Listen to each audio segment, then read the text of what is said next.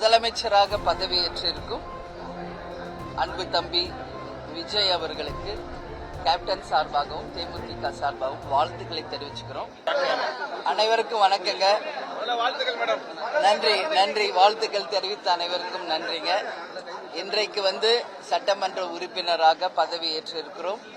முதலில் எங்கள் அன்பு தலைவர் கேப்டன் அவர்களுக்கும் என்னை வெற்றி பெற செய்த விருதாசலம் தொகுதி மக்களுக்கும் அதேபோல நான் சார்ந்த மதசார்பற்ற வெற்றி கூட்டணிக்கும் எங்கள் கூட்டணியின் தலைவர் அண்ணன் ஸ்டாலின் அவர்களுக்கும் எங்களுடைய தேசிய முற்போக்கு திராவிட கழகத்தின் அனைத்து கழக நிர்வாகிகள் தொண்டர்களுக்கும் முதல்கண் என்னுடைய வணக்கங்களையும் நன்றிகளையும் இந்த நேரத்திலே நான் உரித்தாக்குகிறேன். இன்னைக்கு சட்டமன்ற உறுப்பினராக விருதாசலம் தொகுதியினுடைய உறுப்பினராக நான் பதவியேற்றிருக்கிறேன். இந்த தருணம், இந்த வெற்றி எங்கள் அன்பு தலைவர் கேப்டனுக்கு நான் உரித்தாக்குகிறேன். இந்த தேர்தலில் வெற்றி பெற்று என் தொகுதியாகிய விருதாசலம் தொகுதிக்கு நான் கொடுத்த வாக்குறுதிகளை நிறைவேற்றி ஒரு உண்மையான வேட்பாளராக இருப்பேன் என்று உறுதிமொழி கொடுத்திருக்கிறேன். அந்த வகையில் நிச்சயமாக என்னுடைய பணிகளை சிறந்த முறையில் ஆற்றுவேன். மேடம், பெரும்பான்மையை நிர்வகிப்பதற்கான வாக்கெடுப்பிற்கு தேமுதிகவோட நிலைப்பாடு என்ன? நான் சார்ந்த மதசார்பற்ற வெற்றி கூட்டணியின் சார்பாக என்னுடைய வாக்கை நான் பதிய வைப்பேன். நான் மதசார்பற்ற வெற்றி கூட்டணியினுடைய வேட்பாளராக தான் எனக்கு விருதாசலம் தொகுதியில் வெற்றி பெற்றிருக்கிறேன். எனவே நான் வெற்றி பெற்ற என் கூட்டணியின் உண்மை சட்டமன்ற உறுப்பினராக இருந்து என் வாக்குயை நான் பதிய வைப்பேன் என்பதை இந்த நேரத்தில் சொல்றேன்.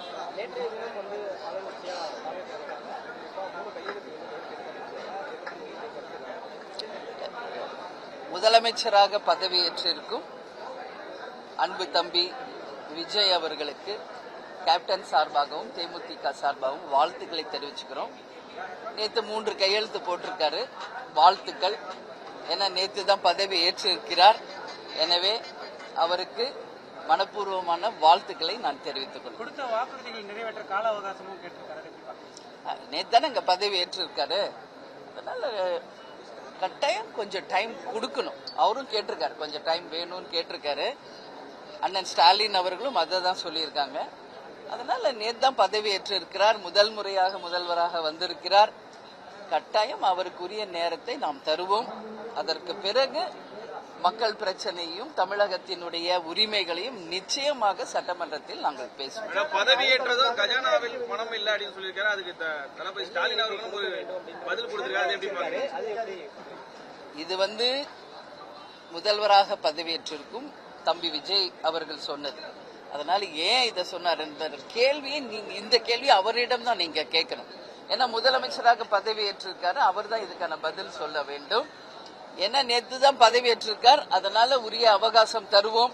அதற்கு பிறகு தமிழகத்திற்காகவும் தமிழக மக்களுக்காகவும் எங்களுடைய குரல் நிச்சயமாக சட்டமன்றத்தில் மக்களுக்காக நிச்சயமாக நாங்கள் பதிய வைப்போம். நிச்சயம் தமிழ்நாட்டுக்கும் மக்களுக்கும் நல்லது நடக்கணும். அதுதான் தேமுதிகவின் நிலைப்பாடு. சட்டமன்ற உறுப்பினரோடு தான் திமுக ஆதரவு கூட்டணி ஆதரவோடு தான் அவர் நிற்கிற முதல்வராக இருக்காரு. 5 வருடங்கள் அவர் முழுமைப்படுவார்னு நினைக்கிறீங்களா? நாளைக்கு என்ன நடக்குது என்பது இன்னைக்கு நம்ம யாருமே யூகிக்க முடியாதுங்க. அதனால நிச்சயமாக நேற்று பதவியேற்றிருக்கார், இன்னைக்கு நாங்கெல்லாம் பதவியேற்றிருக்கிறோம். அந்த வகையிலே முதல்வராக பதவியேற்றவருக்கு வாழ்த்துக்கள் தான் நான் சொல்லியிருக்கேன். எனவே என்ன நகர்வுகள் வருது, என்னெல்லாம் மாற்றங்கள் வரப்போகுது என்பதை நாம் பொறுத்திருந்து தான் சொல்ல முடியும்.